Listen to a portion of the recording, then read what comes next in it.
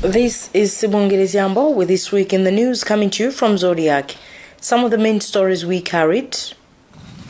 2021-2022 national budget presented in Parliament pegged at 1.9 trillion kwacha.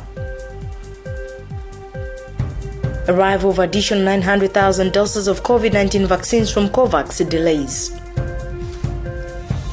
SADC heads of state reaffirmed their solidarity with the Mozambique in addressing terrorism. In sports news, Flames coach Mick Mercy names a 24-member squad to face Tanzania in an international match next month. Now the news in detail. We start with this news that the Minister of Finance, Felix Mlusu, has presented in Parliament the 2021-2022 national budget pegged at 1.9 trillion kwacha. For the third consecutive year, the Ministry of Education is the most allocated to the tune of 327 billion kwacha. Among the notable changes in the taxation policy is beneficiaries and classification on pay-as-you-earn tax. For details, here's Chimwemwe Padata. In the 1.99 trillion kwacha budget presented to Parliament, government has introduced new policies which the ministry says are aimed at cushioning lives of Malawians. These include introduction of duty-free week, scrapping of 17,000 kwacha water connection fee, as well as removing 10% duty on importation of raw materials. These were among campaign promises for the Tonse Alliance. The budget has seen a lion's share of 327 billion kwacha allocated to the Ministry of Education, followed by 284 billion kwacha to the Ministry of Agriculture. Half of the agriculture budget allocation has gone to implementation of the Affordable Input Program. The AIP allocation is lower than the 160 billion kwacha allocated last year, and consequently, the number of beneficiaries of the program has been trimmed to 3.5 million from 4.2 million. The Ministry of Health has got the fourth largest share at 187.2 billion kwacha. That allocation will, among other things, be used to rehabilitate all district hospitals of the country. Minister Mlusu, in his statement, indicated government plans to activate operations of the mining sector. In that regard, he reported the Reserve Bank has already purchased gold worth 140 million kwacha through the introduced structured market. This is a second budget of the Tonse administration, and as expected, it is drawing mixed reactions. Whether the minister has succeeded in balancing expectations and economic realities, time will judge. For Zodiac, this is Chimwemwe Padata. Meanwhile, the Democratic Progressive Party spokesperson on finance and former Minister Joseph Mwanaveka has described the budget as unattainable. Any recovery, of course, the minister has talked about that there will be recovery, but in the budget has not put measures that are going to help to do that, to achieve that recovery. It's not there. I thought he would do, because he has mentioned that the issue of recovery, there's issue of job waste creation, there's issue about job creation. He has not mentioned there. And even how the 1 million jobs will be created, it's not indicated in there. So I think your guess is as good as mine.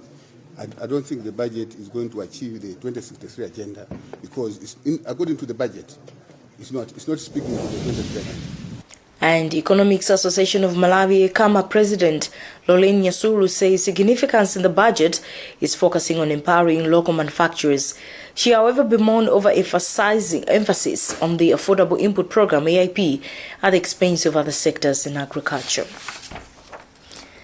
From the national budget to health issues, the arrival of additional 900,000 doses of COVID-19 vaccines from COVAX, which were expected to arrive within the week, was pushed to a later date due to what the Ministry of Health said were logistical hitches.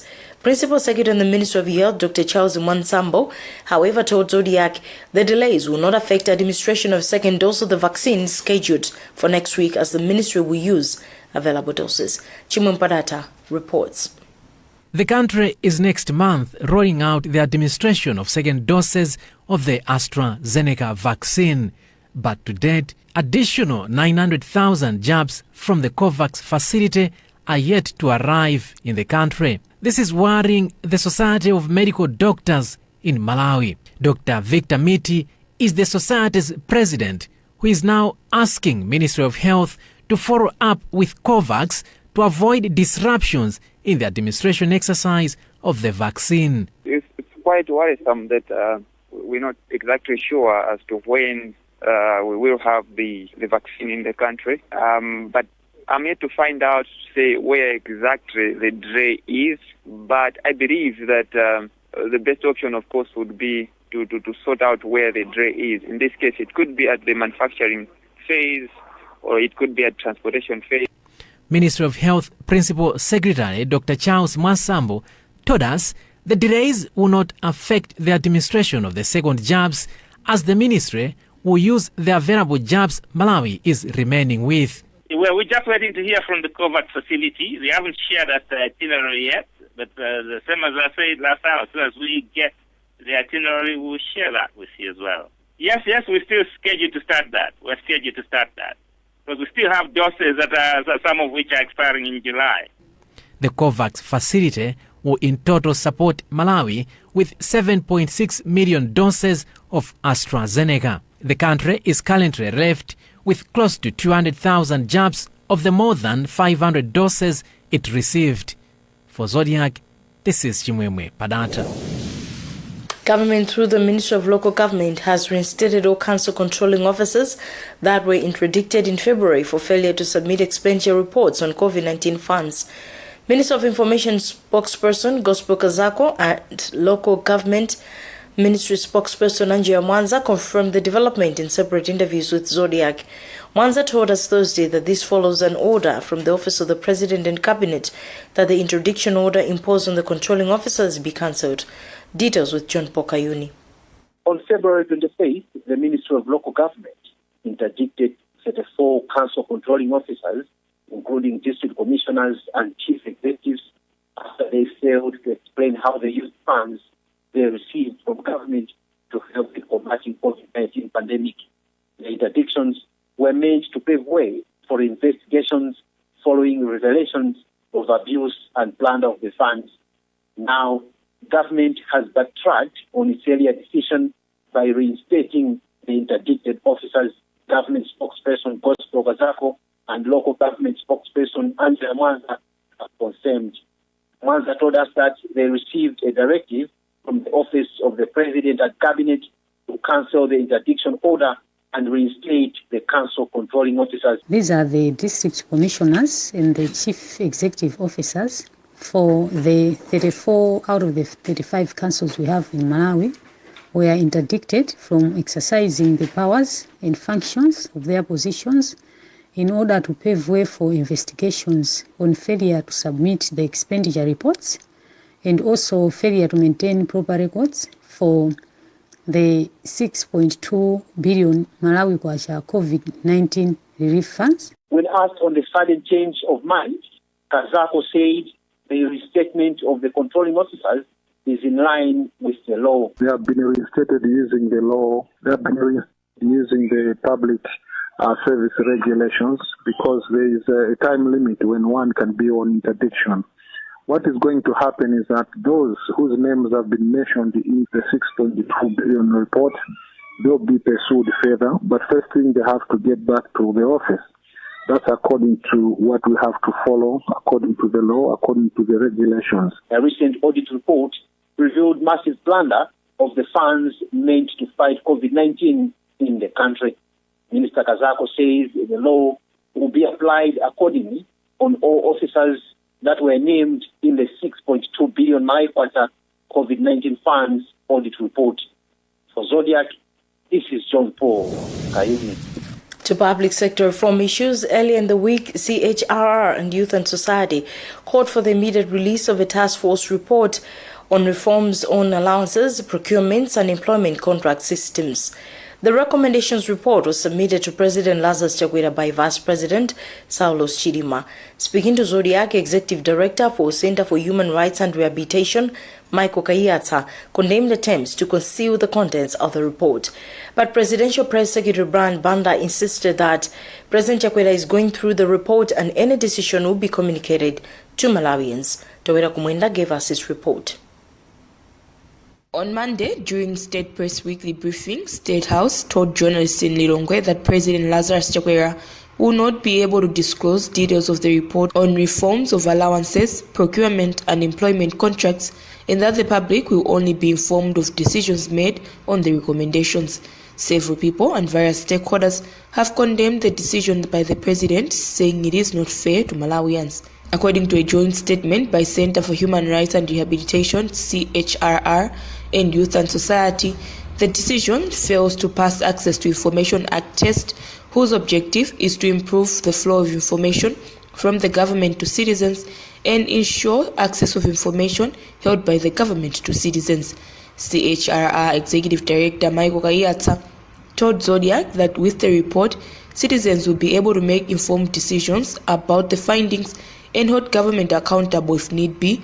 Hence, they will not be able to do that now with a concealed report. Information that is held by public officials, including the president, is not for the president or officials themselves. It is for Malawians. Therefore, Malawians have to have this access to information. Following the remarks, Presidential Press Officer Brian Banda said the president will only give the final decision on the recommendations he was given. Any decision that the president is going to make based on the recommendations that have been given by the special committee, the nation will be told. Kayata said the president has 2 weeks to process and release the report for Malawians. For Zodiac in Mzuzu, I'm Towera Kumwenda. And you're watching This Week in the News on Zodiac. We'll be back after this short break. Stand by.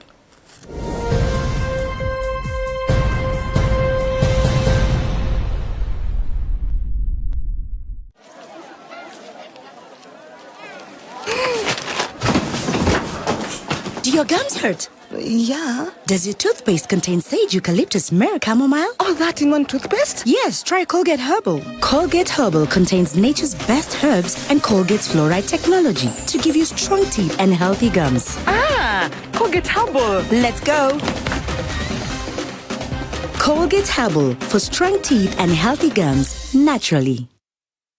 Like every mom, you want the best for your child. Happy birthday. And nurture her body. And you understand there are times you have to let her pick herself up when she falls. You make sure she knows the joy of sharing happy moments with family. And when everything comes together, you above all others will share the taste of success with her. Blue Band tastes like mama's love.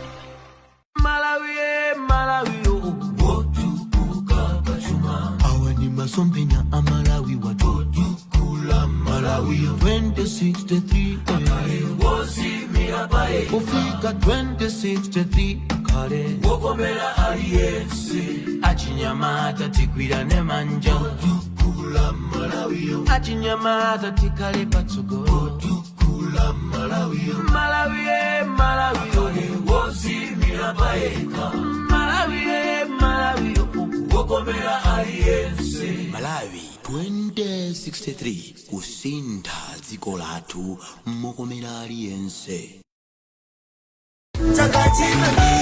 Tipolole kungonjezera mayunits ATNM kuyambira 200 kwacha kapena kuposera pamenepo mutha kukhala mmodzi mwa mamilioneya mu TNM Tipolole promotion.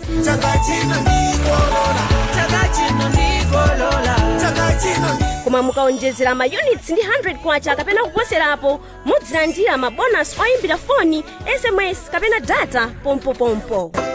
TNM, always with you.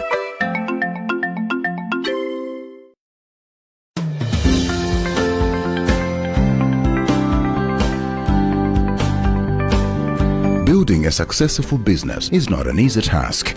It takes a lot of focus, hard work, persistence, determination, and sacrifices. With the passage of time, business growth is achieved to the amazement of the investor. After witnessing such growth, a strategic business person secures the business from risks that have the ability to ruin the investment. That is where the Prime Insurance Company comes in with a business insurance policy that targets small and medium enterprises. If you own a fuel service station, restaurant, lodge, clinic, farm, photography studio, retail or wholesale shop, you have an important partner in us.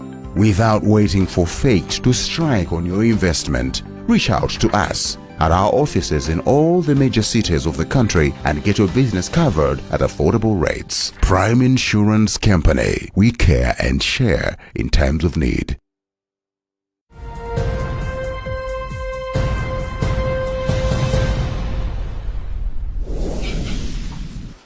Welcome back to Headlines as we continue the news.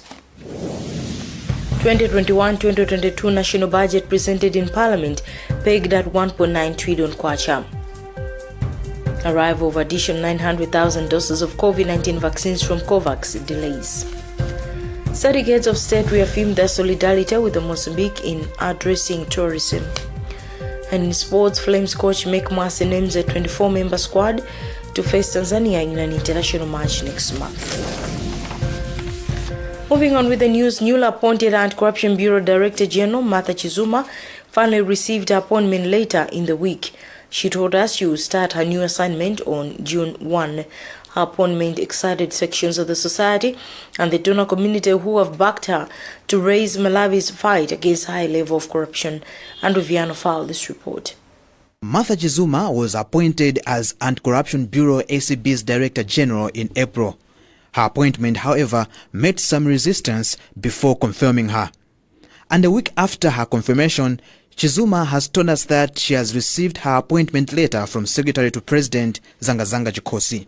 She says she will report for duties next week Tuesday on June 1. Speaking to us after her confirmation hearing, Chizuma told us she wanted to make Malawians feel uncomfortable with corruption. Meanwhile, Center for Social Accountability and Transparency Executive Director Wile Kambwandira has called on Tonse Alliance government to increase funding towards ACB in order to empower the graft-busting body. It is expectation that Ms. Martha Chizuma will make sure that all these cases are concluded and justice is served. But maybe our expectation from government as well is we expect them to support the new Director General. And again, making sure that the Bureau is independent. And maybe most importantly, again, supporting her, making sure that we set aside special courts to facilitate prosecution of all corruption-related cases. Chizuma, 42, while serving as ombudsman, conducted investigations into abuses of public offices. She ordered senior technocrats at the Office of President and Cabinet, Minister of Finance and Minister of Agriculture to issue a public apology for their handling of a $50 million loan from an Indian bank to procure tractors for rural farmers. Chizuma also investigated how state machinery abused COVID-19 funds and procedural recruitments of top executives in various state agencies, including the Malawi Energy Regulatory Authority, MERA. She will be the first woman to head the graft-busting body. Earlier in the week, Vice President Saulos Chilima informed the nation that the National Cancer Center in Lilongwe will become fully operational by June next year. He spoke after visiting the center, which is located at Kamusonto Hospital premises in Lilongwe. Chilima said that the construction of the bunkers, which is the major work remaining, is expected to start in the next 2 months. Madasopiri compiled this report. According to cancer specialists and head of the National Cancer Center, which is located at the Kamuzu Central Hospital in Lilongwe, Dr. Richard Nyasasera, it has taken long to construct the bunkers because there were many studies undertaken before proceeding with the construction. And speaking when he visited the center, Vice President Saulos Chilima said he was convinced that the new deadline of June 2022 will be met. He explains why. It will work because the construction before us, or behind me, the structures, they pretty much went according to schedule. If they went for any changes, I probably think that they would have finished.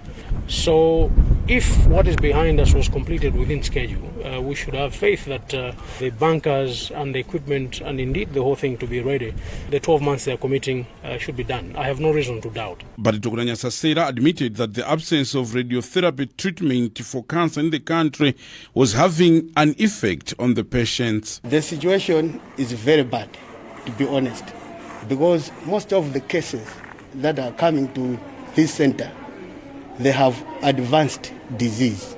Say in women, we have cancer of the uterine cervix. It's the number one killer in women.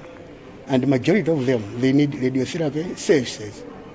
So we offer them chemotherapy, but it's on palliative basis. So as a country, we really need these machines. Radiotherapy treatment for cancer is not locally available in the country, with such treatment found abroad, mostly in countries such as South Africa and India. For Zodiac, this is Madalitso Piri reporting. It was revealed in the ending week that the Department of Immigration and Citizenship Services and the Malawi Police Service have jointly arrested about 200 illegal immigrants in the country. On Sunday alone, the two security agencies arrested 18 foreigners in Chileka, 17 in Mangochi, and 11 in Mchinji for illegal stay and entry.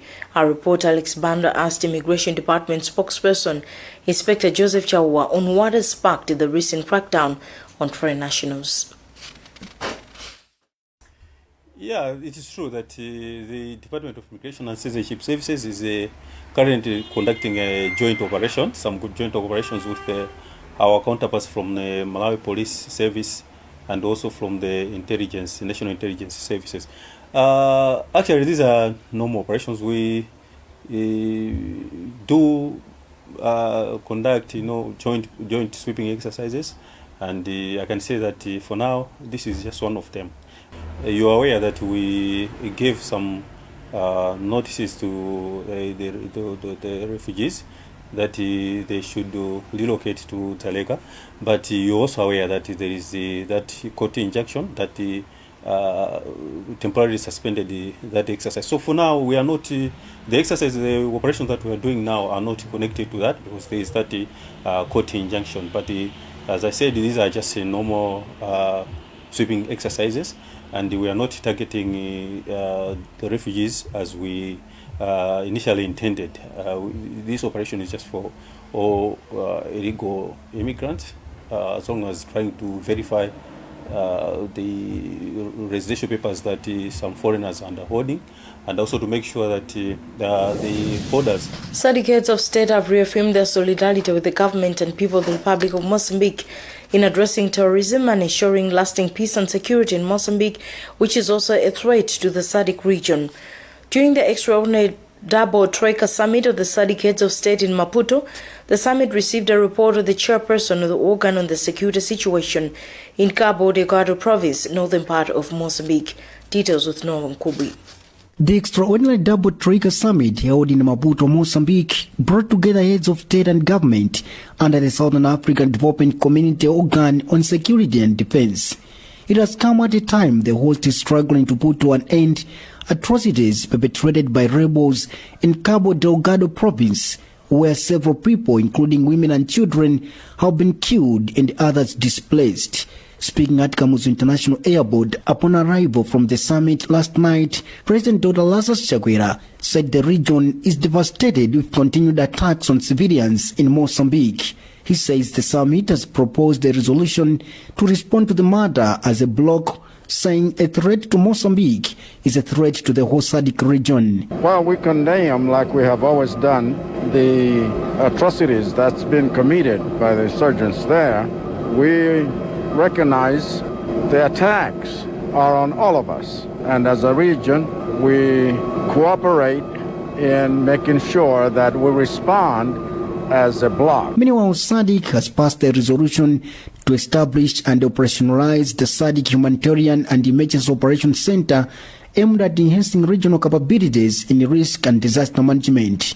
Mozambique has since committed to host the center. We are also looking at how best we can continue to make sure that the whole region is safe in order for us to continue with the program, creating wealth for everyone. Without security, we cannot do that. Another extraordinary meeting is expected to be held on 20th of June 2021, where SADC member countries will continue banging heads on the regional peace and security.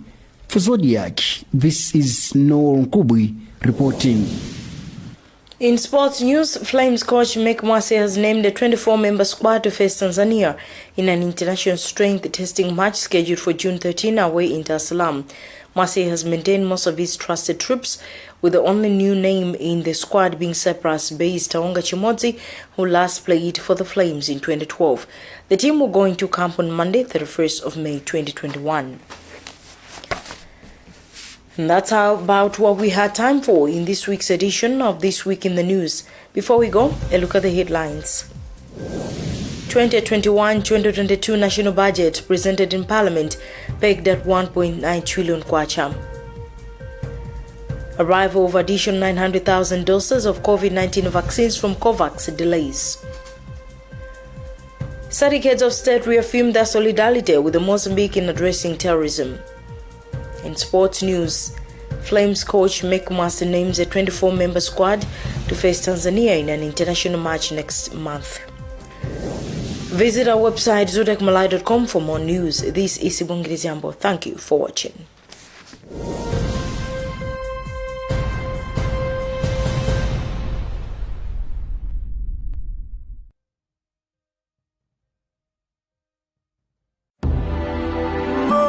To be honest, my